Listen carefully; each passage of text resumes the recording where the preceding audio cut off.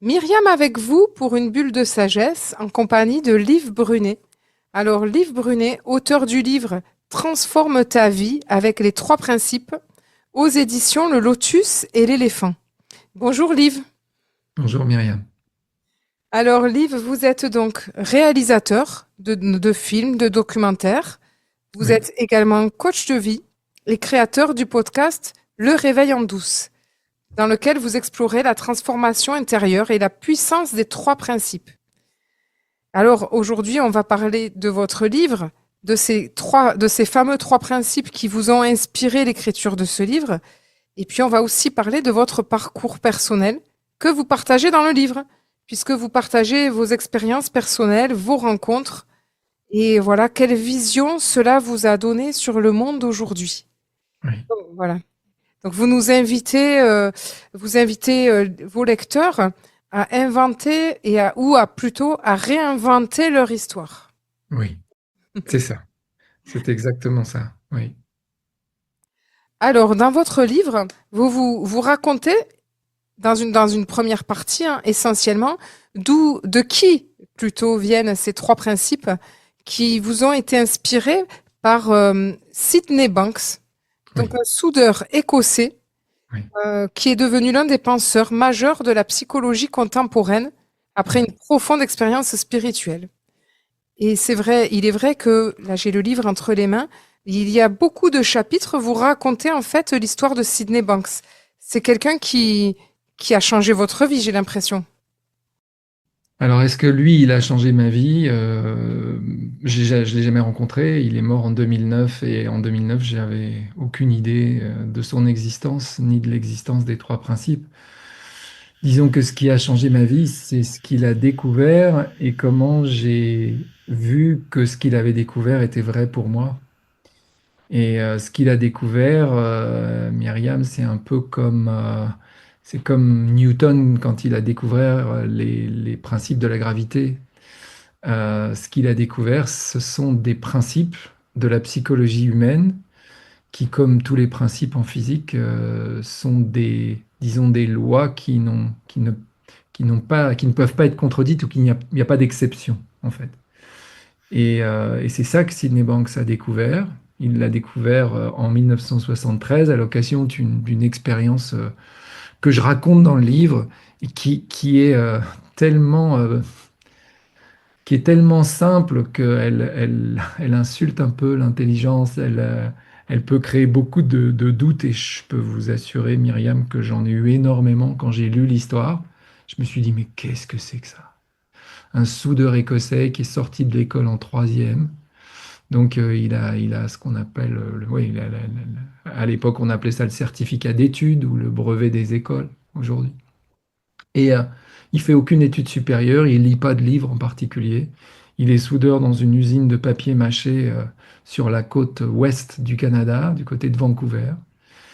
Et il fait une expérience, on va dire, spirituelle à l'occasion d'une question qu'on lui pose.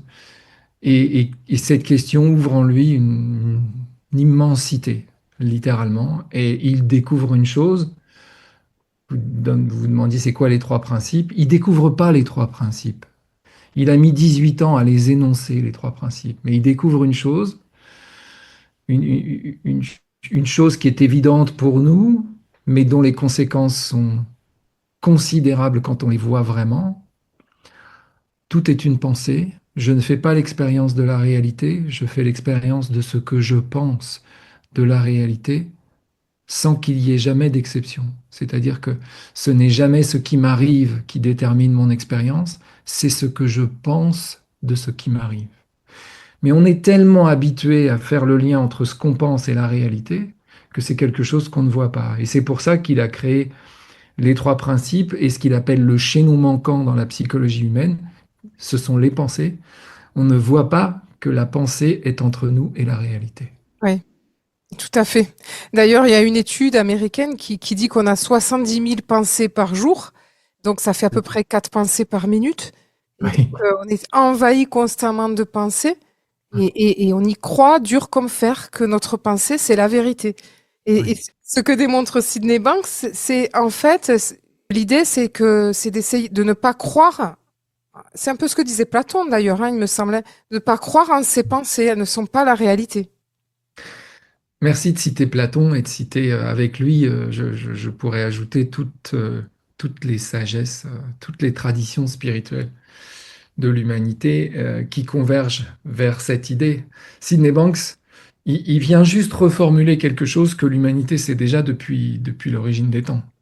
Mais il le formule d'une manière, avec une simplicité, et il insiste sur cette simplicité qui est vraiment incomparable pour moi et qui m'a invité à aller faire ce travail d'introspection pour vérifier si ce qu'il disait était vrai. Ah oui. Mais Platon l'a dit, effectivement.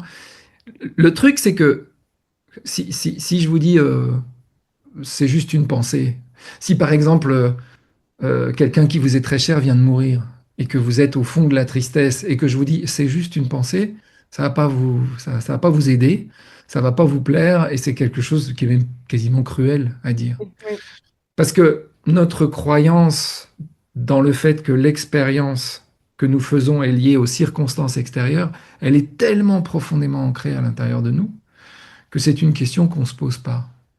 Et on ne se demande pas pourquoi moi, je suis tellement triste d'avoir perdu cette personne, alors que ma voisine, que je connais très bien et que j'aime bien, qui ne connaissait pas cette personne, ça lui fait rien du tout. Et pourquoi ça lui fait rien du tout? Parce que ma voisine n'a pas d'histoire à se raconter sur la personne.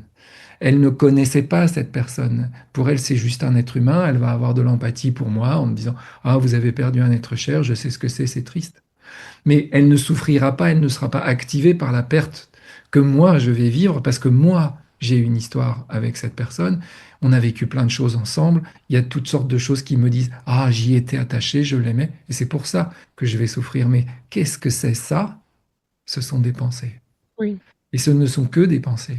Et quand je vois que ce sont des pensées, je vois que je ne suis pas obligé de mettre l'attention sur les pensées qui me font mal, que je peux mettre l'attention sur les pensées qui me font du bien, par exemple. Tout ce temps que j'ai passé avec cette personne, tout ce qu'on a fait ensemble, cette joie qu'il y avait d'être ensemble. Certes, je peux aller sur la pensée, ah, ça n'aura plus lieu, mais est-ce que ça me fait du bien de penser ça? Non. Ce qui me fait du bien, c'est de me souvenir tout ce qui était bien. Et je peux le faire. Et quand je le fais, je prends la main sur ma vie. Je deviens le créateur de mon expérience. Alors que sinon, je suis la victime de oui, mon c'est ça. expérience. Ce que j'aime bien aussi, justement, toujours dans cette idée de pensée, dans votre livre, vous parlez de cette expression qu'on se fait des films. Ah, tu t'es fait un Ouais, film. Ah, je me ouais. suis fait mon film. Et j'adore parce que très souvent, c'est une expression que j'emploie. Très souvent, c'est ce que je constate, que je me fais mon film qui a rien Oui. à voir avec la réalité, avec ce que la personne pense. Oui. Et c'est vrai que vous nous disiez ça et que c'est pas un mal de se faire des films. Il suffit de changer le film. C'est exactement ça. C'est difficile de le dire mieux que vous le dites. C'est vraiment ça. On se fait des films sans arrêt et on ne se fait que des films. Ce qui change tout, c'est quand on voit que on ne se fait que des films. Et il y a des films qui sont des comédies douces, romantiques, voire très très drôles. Et ceux-là, on a envie de se les faire. Mais il y a parfois, on se fait des films de drame épouvantables. Hmm. Et c'est juste un film. Et c'est Montaigne que je cite dans le livre, ou plus récemment Mark Twain qui avait repris cette phrase à son compte. Il m'est arrivé dans la vie un nombre incalculable de catastrophes dont la plupart n'ont jamais eu lieu. Ah Parce oui, que c'est simplement des catastrophes que j'ai imaginées et qui n'ont pas eu lieu. Et mettre le doigt là-dessus, quand on est en train de se faire un film catastrophe, ça permet de prendre du recul, de se souvenir qu'on est dans la salle de cinéma et qu'on peut changer, on peut demander au projectionniste de changer la bobine. Et c'est possible à chaque instant. Et c'est ça que Sydney Banks est venu pointer avec un laser quasiment. ah oui. Et c'est ce qui fait la puissance de cette compréhension. Pour certains, dès lors qu'elle entend, que la personne entend ces mots, boum, ça fait comme une révélation. Pour d'autres, comme moi, il a fallu du temps pour que ça rentre et que je devienne ce que j'appelle aujourd'hui, oui, comment dire, je suis radicalement De la même manière que je pense que la gravité est vraie, parce que si je lâche ce stylo, je sais qu'il va tomber, et qu'il va tomber à une certaine vitesse en fonction de sa masse, etc. Je sais que je fais l'expérience de mes pensées à chaque instant, et que je peux choisir où je mets l'attention. Et c'est le seul endroit où j'ai du libre arbitre. Et ça aussi, c'est quelque chose qui est très important dans la pensée de Sydney Banks, c'est la question du libre arbitre. Et le fait que on peut choisir sur quoi on met l'attention, mais tout le reste, on ne choisit pas.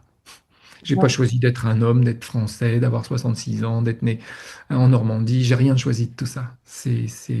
Par contre, je peux choisir sur quoi je mets l'attention. Ça, c'est vrai. Eh bien, merci Liv. Je vous propose une première pause musicale et nous allons nous retrouver tout de suite après pour continuer à parler de votre parcours. À tout de suite. Myriam avec vous pour une bulle de sagesse en compagnie de Liv Brunet, auteur du livre Transforme ta vie avec les trois principes. Et le sous-titre Change ton histoire, retrouve ta liberté. Hmm. Donc, aux éditions Le Lotus et l'Éléphant. Donc, Liv, nous étions en train déjà d'être un peu au cœur du livre. Ouais, Le livre qui est inspiré de ce grand, on va dire, de ce penseur génial qui s'appelle Sydney Banks et qui était un simple soudeur écossais. hmm. Et cette personne, de par sa simplicité, vous a profondément inspiré. Vous avez trouvé sa théorie géniale. Et vous me disiez Oui, tout à l'heure qu'il y a quelqu'un qui lui a posé une question et ça a été le point de départ de toute sa recherche. ouais. Est-ce que c'est quoi cette question? En deux mots, et c'est des premiers chapitres du livre, en deux mots, je raconte l'histoire. Sydney Banks, il vit donc, il est né en 1931, il a une quarantaine d'années dans les années 70.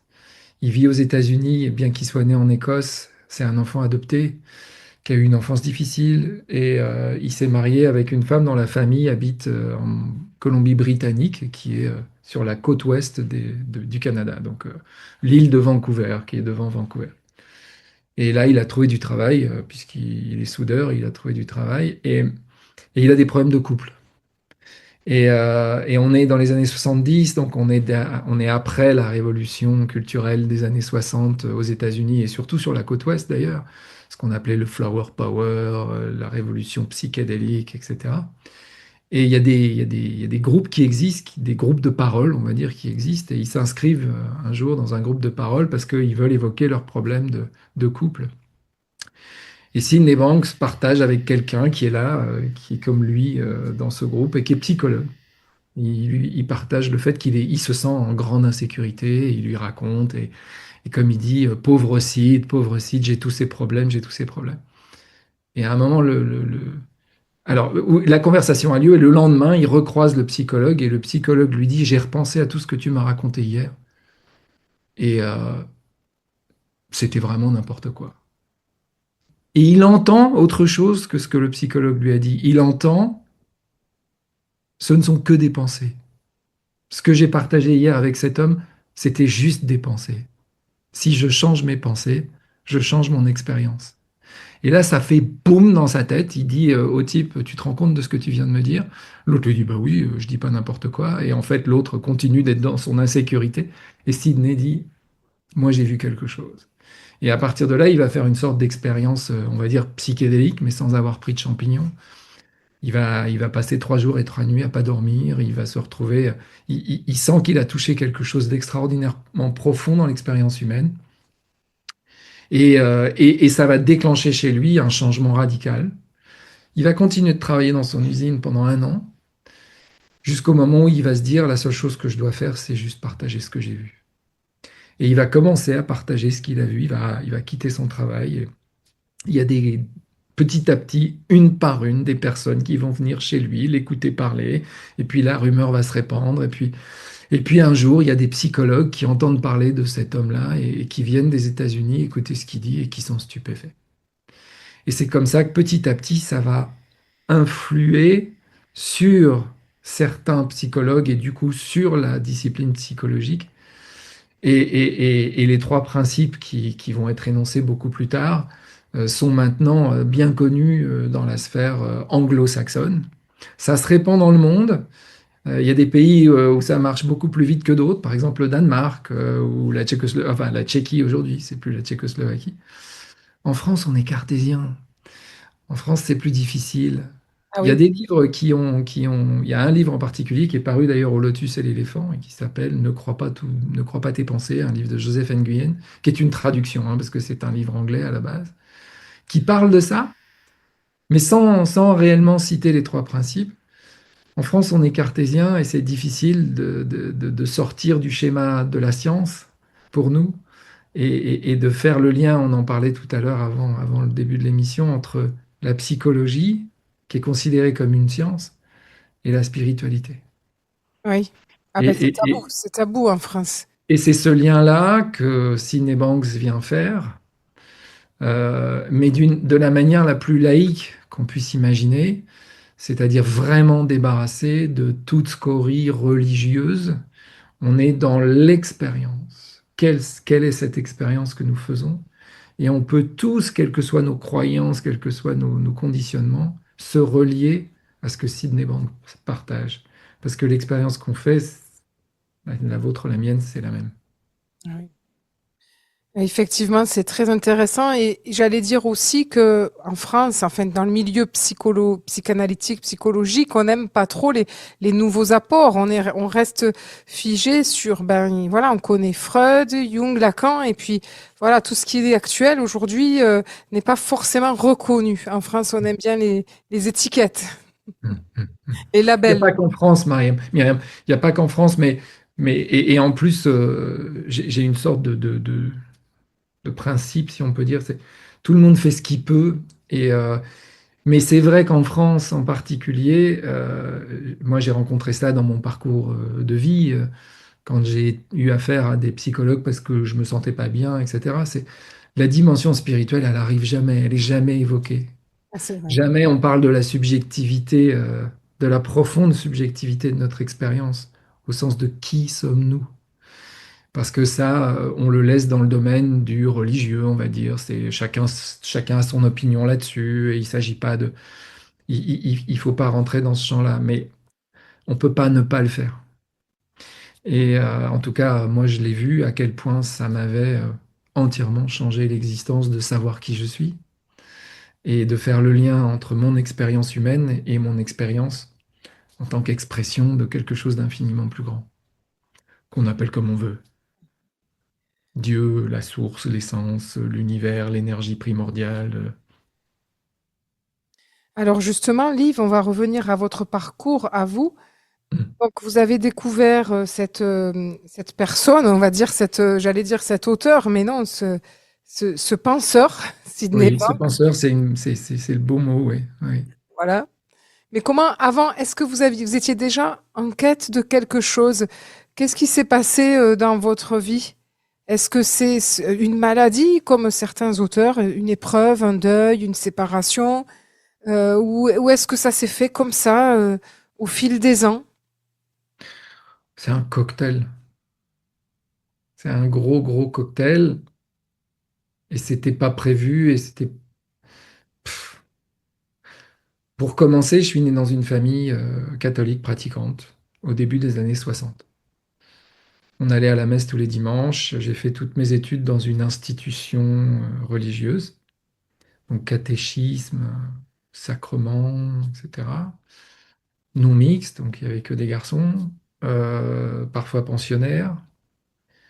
Donc avec une idée de Dieu. Qu'est-ce que c'était Dieu? Donc le Dieu de la religion catholique, dans sa dimension superstitieuse, c'est-à-dire évidemment il est dehors, il est au-dessus, il sait tout, on sait rien, on sait pas grand-chose, et surtout on est imparfait, on est pécheur. Ce qu'on est, ça va pas. On est à l'image de lui, mais dans une version qui va pas. Il y a des trucs à changer et il faut qu'on regarde. Et si jamais on fait mal les choses, on va être puni.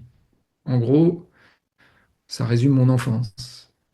C'était pas très drôle.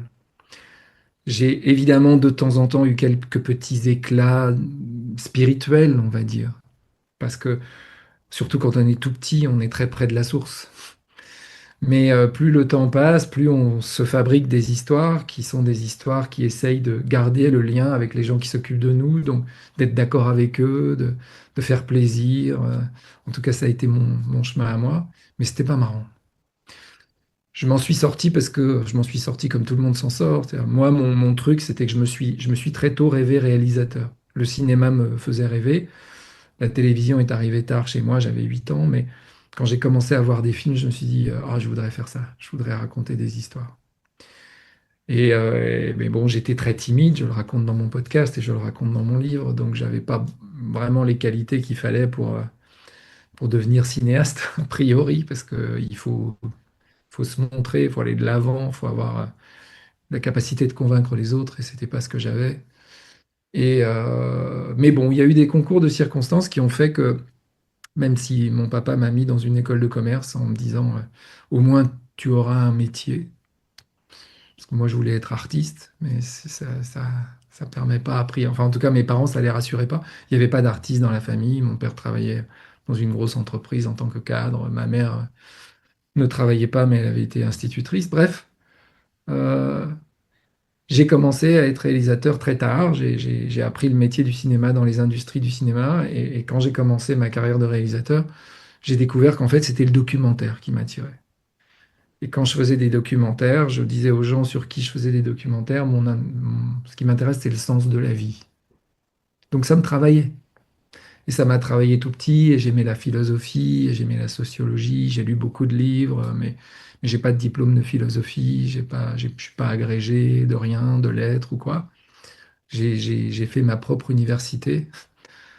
Je raconte que c'est dans le train que j'ai fait mon université parce que je vivais à Rouen et je travaillais à Paris, donc tous les jours je faisais l'aller-retour. Et à l'époque, il n'y a pas de téléphone portable, il n'y a pas d'Internet. Donc, qu'est-ce qu'on fait? On lit. Oui, oui. Et donc, j'ai lu, j'ai lu, j'ai lu, j'ai lu.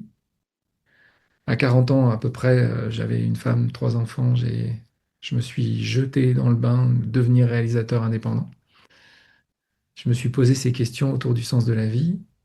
Et puis au fil de ce parcours, oui, à un moment, il y a eu des épreuves, évidemment, parce que la vie ne cesse pas de nous mettre à l'épreuve, sans doute pour nous faire grandir. J'ai plus de questions autour de ça. Et oui, il y a eu des épreuves, il y a eu un divorce, il y a eu une nouvelle compagne qui m'a emmené vers la vérité, puis qui m'a quitté. Il y a eu tout ça, il y a eu tout ce qu'on peut trouver dans une vie, et la quête était constante. Et à un moment, sur ce chemin-là, j'ai croisé des penseurs. D'abord Alan Watts, qui est un penseur anglais peu connu en France, dont les livres ont été traduits assez mal, et qui faisait le pont entre les spiritualités occidentales et orientales, et puis les trois principes. Et là, il y a quelque chose qui s'est vraiment ouvert. Révélation. Révélation, on peut dire, ça s'est fait lentement, mais ça s'est fait. Et puis un jour, je me suis dit, faut que je partage ce que j'ai vu. Et j'ai commencé mon podcast. C'était il y a 3 ans et demi, en septembre 2022. J'ai appelé le podcast Le Réveil en douce. J'hésitais entre écrire un livre et faire un podcast, et j'ai décidé de faire un podcast, et c'est pour ça que je suis là. Voilà. Ah oui. J'ai essayé de la faire courte. Bon, on va quand même, c'est quand même un bel aperçu. Et puis, je vais devoir vous proposer quand même une deuxième pause musicale. Je crois qu'on en est à la deuxième, si je me Oui, trompe pas. Et, c'est ça. et on se retrouve tout de suite après. À tout de suite. Myriam avec vous pour une bulle de sagesse en compagnie de Liv Brunet, auteur du livre Transforme ta vie avec les trois principes, aux éditions Le Lotus et l'éléphant. Et donc, Liv Brunet, réalisateur, coach de vie et créateur du podcast Le Réveil en douce. Voilà, c'est important de le rappeler, puisque vous me confiez tout à l'heure que vous avez hésité entre justement tout de suite écrire un livre et faire un podcast. Et donc en 2022, vous avez choisi de faire ce podcast, Le Réveil en douce, et dans lequel vous explorez la transformation intérieure et la puissance des trois principes. Oui. Voilà. Donc ça veut dire que dans chaque podcast, vous explorez une loi, un principe. Alors non, parce que les principes, les trois principes, c'est l'esprit, la conscience et les pensées. Et les trois principes, si les gens ont écouté l'émission depuis le début, je les ai déjà énoncés parce que ce qui compte, c'est ce que ça veut dire. Le fait de savoir que c'est l'esprit, la conscience, la pensée, c'est simplement comme, encore une fois, décrire la loi de la gravité. C'est comme ça que ça marche. Qu'est-ce que c'est l'esprit? C'est Myriam. Est-ce que vous êtes vivante? Mhm. Et vous allez me répondre à tous les coups, oui. Oui, Donc il y a quelque chose qui se passe. Il y a une énergie. Il y a quelque chose plutôt que rien. Et cette énergie, Sydney Banks l'appelle l'esprit. En fait, c'est l'énergie, l'intelligence infinie qui est derrière l'univers, qui a créé des galaxies et qui a créé Myriam et Liv. C'est ça, l'esprit. Donc c'est le principe numéro un de la psychologie parce que il faut ça pour qu'il y ait Liv ou Myriam. Deuxième question. Myriam, est-ce que vous êtes consciente? je vais aussi vous dire oui. Je m'en doutais. Eh bien, moi aussi, je suis conscient. Je vois bien qu'il y a quelque chose. Il y a quelque chose comme une conscience ici. Et cette conscience, c'est le deuxième principe. Et c'est juste une évidence. Il y a une conscience. Et le troisième principe, Myriam, est-ce que vous avez des pensées? Ah ben, je vais encore vous dire oui et j'en ai plein.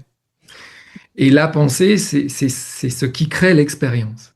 C'est parce qu'il y a une pensée qu'il y a l'expérience qui se crée à partir de l'esprit et de la conscience. C'est tout simple, c'est juste ça. C'est juste une description de notre expérience. Mais les conséquences, quand on le voit, en particulier les pensées, qui étaient un peu le chaînon manquant, les conséquences sont considérables quand on le voit en profondeur. Donc oui, vous me disiez, oui, j'ai hésité au début entre écrire un livre et faire un podcast. J'ai hésité et écrire un livre, je me suis dit si je l'écris, il va falloir que je l'auto-édite, je vais jamais trouver un éditeur qui va publier ça. Et puis un livre, ça avait un côté figé, il fallait que j'aille dans ma tête et je voulais être spontané parce que ce que sont les trois principes, ce que Sydney Banks dit, c'est les mots n'enseignent rien, seule l'expérience enseigne. Ah oui. Donc je me suis dit je vais partager mon expérience et pour partager mon expérience, il faut pas que je préécrive. Il faut que j'allume la caméra et que je parle Oui. et que je vois ce qui sort, Ah oui, c'est ça. Dans plutôt l'instantané, que de scripter. Voilà. oui, voilà. Oui, dans l'instant, dans le ce qui sort du Exactement. cœur finalement. Vous Voilà. Ce qui n'avez pas. sort du cœur, c'est ça, exactement. Ce qui sort du cœur. J'ouvre. Oui. J'ouvre la porte et ça me traverse. Et donc, j'ai eu cette intuition que c'était un podcast qu'il fallait faire. J'ai donc commencé le podcast. J'avais pas de plan. Je ne savais pas ce que j'allais dire quand j'allumais la caméra. Et c'est venu tout seul.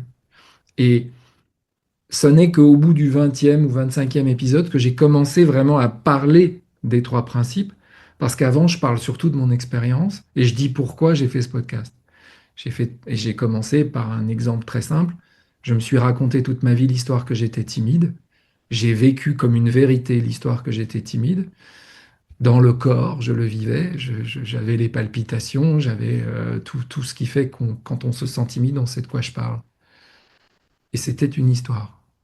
Et aujourd'hui, j'ai plus aucune timidité parce que j'ai vu que c'était une histoire et que je pouvais me la raconter autrement. Et c'est pas simplement parce que je me suis dit, oh non, en fait, t'es pas timide. C'est parce que j'ai vu la profondeur des trois principes. Et donc, j'ai commencé à raconter cette histoire-là. Et à un moment, oui, j'ai commencé à expliquer. Alors voilà, les trois principes tels qu'ils ont été énoncés, c'est l'esprit, la conscience, les pensées. Et je développe et je vais jusqu'à la non-dualité, et je vais jusqu'aux autres spiritualités, etc., etc. J'explique comment les trois principes sont soutenus par toutes les traditions spirituelles de l'humanité et sur le fait que la, la- la psychologie, il lui manque une jambe si elle n'a pas la spiritualité avec elle. Ah oui. Et que ce que les trois principes viennent poser, c'est ça, c'est refaire le lien entre la spiritualité et la psychologie. C'est ces deux choses qui vont ensemble. Et j'ai vu autour de moi, avec les gens avec lesquels j'ai travaillé, et aujourd'hui en tant que coach, la puissance de ça.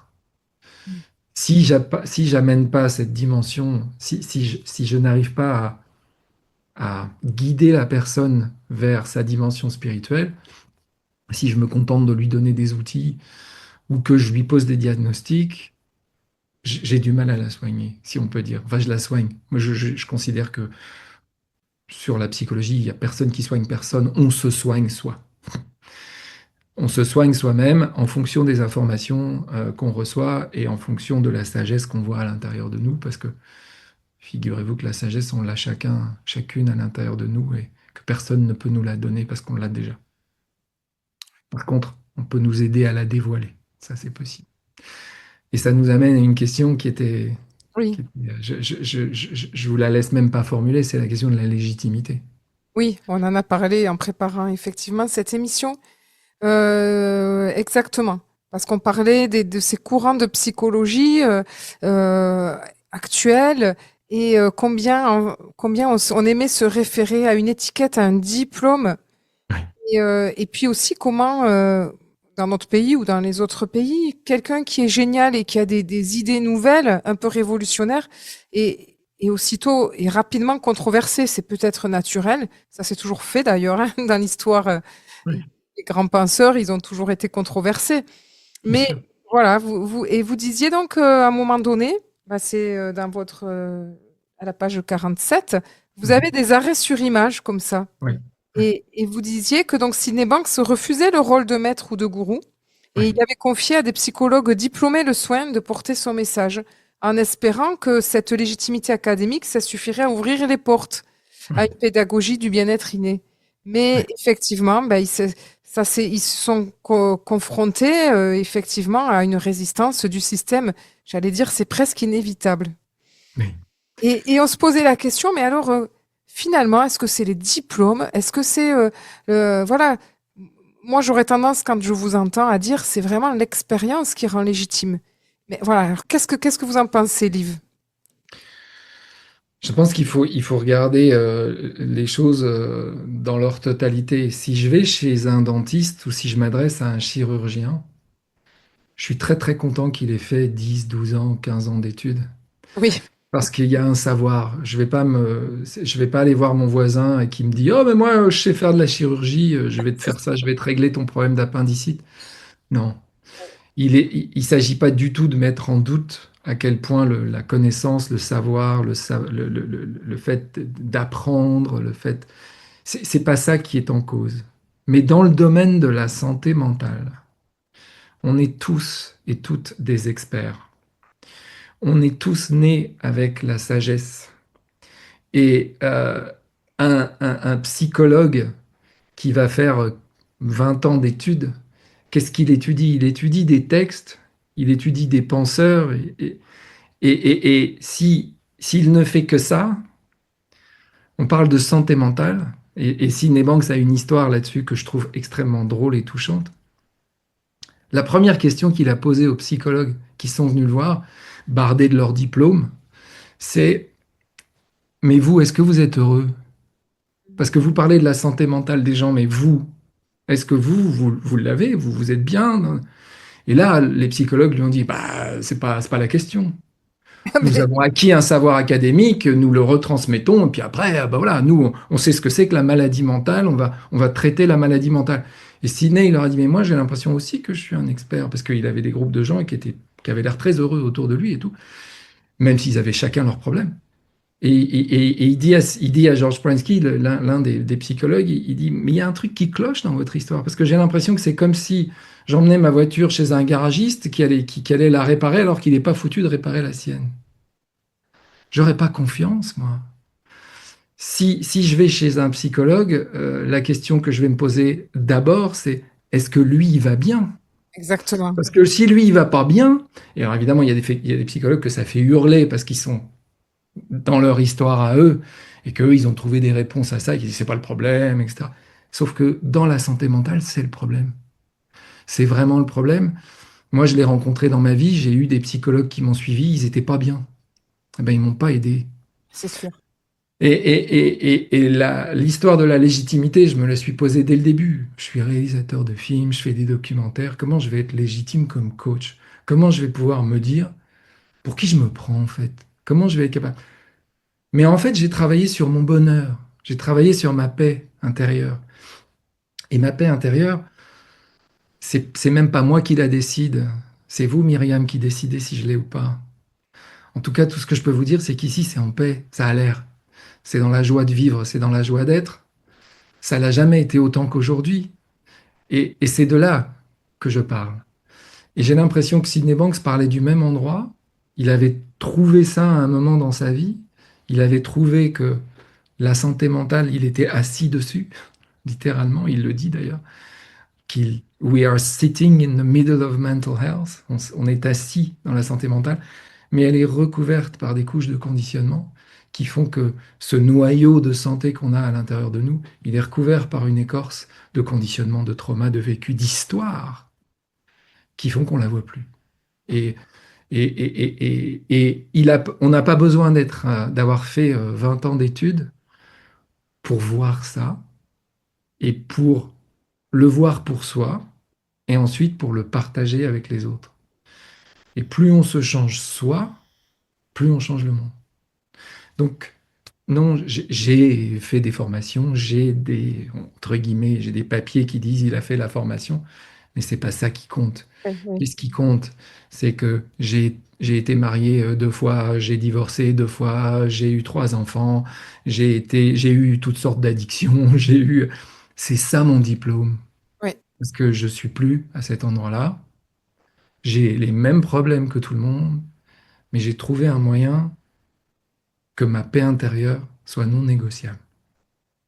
ah, Et mais c'est ça, de là que je pars. Voilà. c'est bien dit. Puis ça me rappelait aussi ce que dit le fameux message de Gandhi, quand vous dites il faut se changer soi pour changer le monde, en fait. Sois le changement que tu veux voir dans le monde. Oui, c'est ça. Et le monde va changer et je le vois changer autour de moi. Et évidemment, si j'allume la radio et que ma maman est à côté, elle va me dire, mais tu te rends compte de tout ce qui se passe? C'est terrible, c'est terrible. Et je vais lui dire avec un grand sourire, oui, mais ici, ça va bien. Eh Ici, oui, ça va très bien. Et c'est pas parce que je mets la tête dans le sable, parce qu'effectivement, il y a des problèmes. Simplement, je les vois plus du tout du même endroit. Et je suis prêt à les embrasser, les problèmes. Au contraire, alors qu'avant, j'en avais peur. eh oui, c'est ça. C'est ça qui change tout.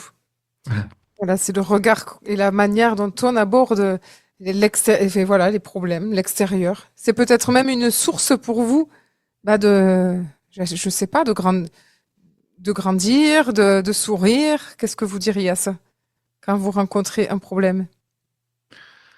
C'est la meilleure chose qui pouvait m'arriver. Ah, Et je le dis, c'est pas la méthode Coué. Je le sais. Je sais que tout ce que je vais étiqueter épreuve, qu'est-ce que c'est une épreuve? C'est un truc qu'on n'a pas envie. C'est tout simplement ça. Un truc qu'on n'a pas envie qui nous arrive. oui, C'est, c'est comme si, je parlais pas comme ça avant, mais c'est comme si Dieu me soufflait dans l'oreille. Hé, ça c'est pour toi. Ça c'est pour toi. Qu'est-ce que tu vas voir de plus grand grâce à ça? Parce que les choses dont on n'a pas envie, notre cerveau, il est câblé comme ça. Il est câblé pour nous mettre en sécurité. Il est câblé pour nous mettre dans le connu, toujours, toujours. Les choses dont on n'a pas envie, c'est l'ouverture vers l'inconnu. Et l'ouverture vers l'inconnu, c'est la meilleure chose qui puisse nous arriver parce que c'est l'expansion, c'est faire grandir cette expérience fabuleuse qu'est l'expérience d'être humain. Donc je vois ça comme ça maintenant aujourd'hui. bien merci, Liv. On va faire une dernière pause musicale et nous retrouver tout de suite après pour terminer cette émission avec vous. À tout de suite. Myriam avec vous pour une bulle de sagesse en compagnie de Liv Brunet, auteur du livre Transforme ta vie avec les 3 principes aux éditions Le Lotus et l'éléphant et sous-titré Change ton histoire, retrouve ta liberté. Alors Liv, vous êtes réalisateur, mais aussi coach de vie, créateur du podcast Le Réveil en douce, dans lequel vous avez déjà commencé à explorer votre transformation intérieure et la transformation intérieure en général grâce aux 3 principes. Et puis aujourd'hui, vous venez d'écrire ce livre où se mêlent toutes les inspirations que vous avez eues grâce à Sydney Banks, l'inventeur des 3 principes, et puis à travers qui raconte votre expérience personnelle. Alors, j'ai le livre dans les mains, je suis au chapitre 8 et je suis au chapitre 7 et j'aimerais juste vous lire, vous offrir une des pensées de Sydney Banks. La pensée n'est pas la réalité, Pourtant, c'est par la pensée que nos réalités sont créées. Alors, je vous donne la parole, Olive.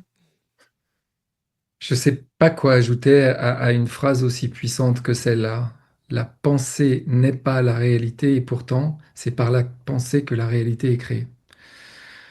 Si vous pensez à ce livre, par exemple, que vous avez entre les mains, qu'est-ce que c'est que ce livre? C'est une pensée qui s'est condensée. À un moment, j'ai pensé à un livre, c'était juste une pensée, et puis maintenant, vous le tenez entre vos mains. Si vous regardez autour de vous, Myriam, tout, absolument tout ce qui est autour de vous a d'abord été pensé. Que ce soit le micro, les habits que vous portez, le Bouddha qui est sculpté derrière vous, la fenêtre, tout, absolument tout a été pensé avant d'exister.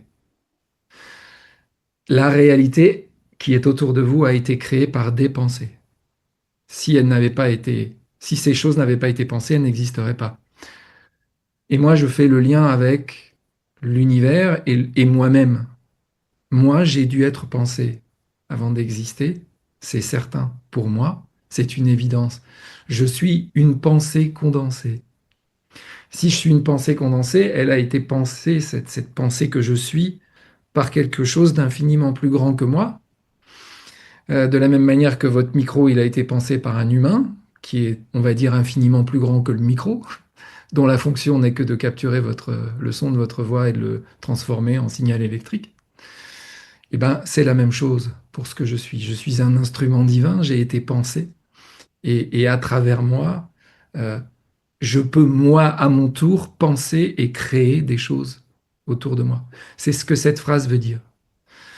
La pensée n'est pas la réalité, mais c'est par les pensées que la réalité est créée. Et c'est là où je fais le lien avec les histoires, parce que je parle beaucoup des histoires, et vous avez dû noter que chaque chapitre de Oui, mon livre est intitulé Une histoire de. oui, j'aime beaucoup. C'est une autre manière d'exprimer le fait que nous ne vivons que dans un monde de pensée, nous ne vivons que dans un monde d'histoire. La réalité neutre ne nous est pas accessible, seulement l'interprétation de la réalité nous est accessible. Et nous avons la possibilité d'interpréter la réalité comme nous voulons. C'est en cela que la pensée est un instrument divin, comme le dit Sydney Banks. On peut interpréter la réalité comme on veut. Si j'ai décidé que le monde était affreux, j'ai travaillé avec, à l'époque où je faisais des documentaires, j'ai travaillé notamment avec un penseur connu en France qui s'appelle Michel Onfray. J'ai fait 2 films avec Michel dans les années 2000. Et je me souviens, c'est pas dans un des films, parce que ça n'avait pas résisté au montage, mais il m'avait dit une chose, il m'avait dit, le monde est détestable. Si je pense que le monde est détestable, je crée un monde détestable pour moi. Et ça va devenir ma réalité. Si je pense que le monde est magique, que chaque instant, comme le disait Einstein, est un miracle, c'est ça que je vais vivre. Et personnellement, je préfère. Ah ben ça, c'est sûr, moi aussi. Oui. Et dans le chapitre 20, une histoire de causalité, Oui. le dernier arrêt sur image que vous faites, ça rejoint ce que vous venez de dire. Je Mhm. cite, je ne choisis pas mes goûts, ni mes pensées, ni même mes intentions. Elles surgissent en moi comme les nuages dans le ciel. Mais en voyant cela, en cessant de m'y identifier, je découvre une liberté plus vaste que celle de choisir, celle d'être pleinement conscient.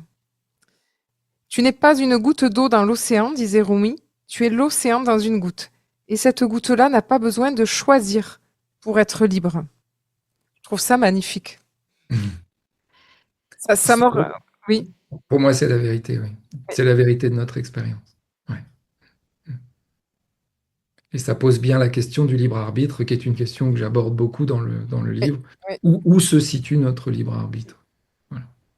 Et l'idée de justement de l'identification, hein, dont Oui. on parlait avec notre ami Denis Malice, qui est un enseignant de yoga Mhm. dans le bouddhisme tibétain. Et donc c'est un sujet qui lui est cher, l'identification. Oui. Donc c'est ça, c'est ne pas s'identifier à ses propres pensées. Ça permet de prendre du recul, de s'extraire de ses pensées et voilà, de trouver peut-être sa vraie nature, celle dont vous parliez. C'est tout l'objet du livre, oui. Trouve ta vraie nature. Reconnecte avec ta vraie nature parce qu'elle est là, même si tu n'y crois pas, même si tu ne le vois pas, elle est là. Et à un moment ou à un autre, peut-être tu la verras. Et ce qui compte, c'est que moi, je la vois pour moi-même. C'est tout ce qui compte. Ouais. Et vous avez aussi un chapitre, une histoire de silence. Donc vous, Liv, vous pratiquez régulièrement le silence, la méditation. Alors, j'ai pratiqué la méditation. Je raconte dans le livre mon rapport un peu conflictuel avec la méditation. Et aujourd'hui, là où j'en suis, c'est que la méditation est quelque chose que je fais presque à chaque instant. Parce que la méditation, ça consiste à se souvenir de qui on est. Et si je peux me connecter à l'essence de ce que je suis en un claquement de doigts, si en ce claquement de doigts appelle en moi l'observateur plutôt que l'acteur, puisque ces deux-là sont toujours ensemble dans mon expérience. Celui qui agit, là j'entends, je parle là, je vous parle. Et en même temps, j'entends une voix, c'est la mienne.